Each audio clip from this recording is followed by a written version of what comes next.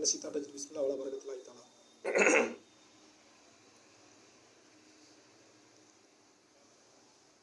ஒரு மனிதரை இன்னொரு மனிதர் வேகு பார்ப்பது தவறான செயல். இறைவன் திருக்குறான்ல சொன்னது, நான் சொல்லல. வேகு பார்க்கக்கூடாது. அந்த மனிதனை பற்றி அறிய வேண்டும் என்றால் அந்த மனிதனிடமே சம்பந்தப்பட்டவங்க சென்று அவர்களிடம் கேட்டு தெரிந்து கொள்ளலாம்.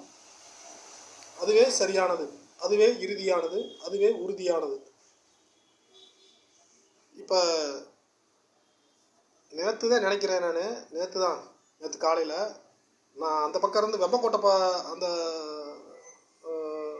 பாதையிலிருந்து தான் அந்த பக்கம் இருந்து நான் பைக்கில் வந்துக்கிட்டு இருக்கேன். என்னுடைய பைக்கில் அங்கே பிஎஸ்ஆர் காலேஜ் பைக்கு நிற்கிது.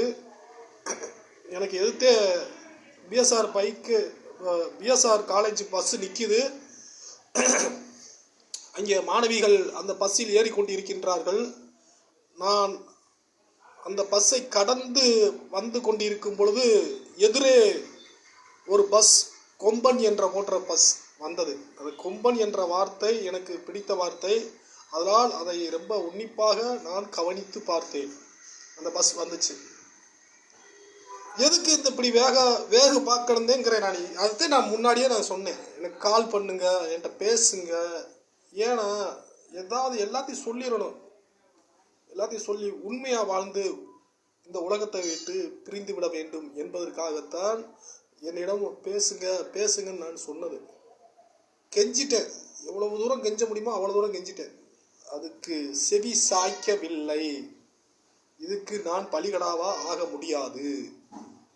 வேகு பார்ப்பதை நிறுத்திக்கொள். என்னன்னா, வேகு பார்க்கறதுக்கு அதுக்கு நீங்களே நேரடியாக வந்து என்கிட்ட கேட்டுறலாம். நானே சொல்ல முன்வாரம் தானே சொல்கிறேன். ஆரம்பத்திலிருந்து நீங்கள் தானே வரமாட்டீங்க. சரி, அதுக்கடுத்து 6 வருஷம் கழிச்சு சரி வாங்க என்னை வந்து சந்திக்க வாங்கன்னு சொல்லிட்டேன். அப்பையும் வரல. இன்னொரு மனிதன் என்னை பற்றி சொல்லி தான் நீங்கள் தெரிந்து கொள்ள வேண்டுமா? நான் சொல்லி நீங்கள் தெரிந்து கொள்ள வேண்டாமா? நான் தானே வாழ போகிறேன், அவனா அவங்களோட வாழ போகிறேன். நான் தானே அவங்களோட வாழ போகிறேன்.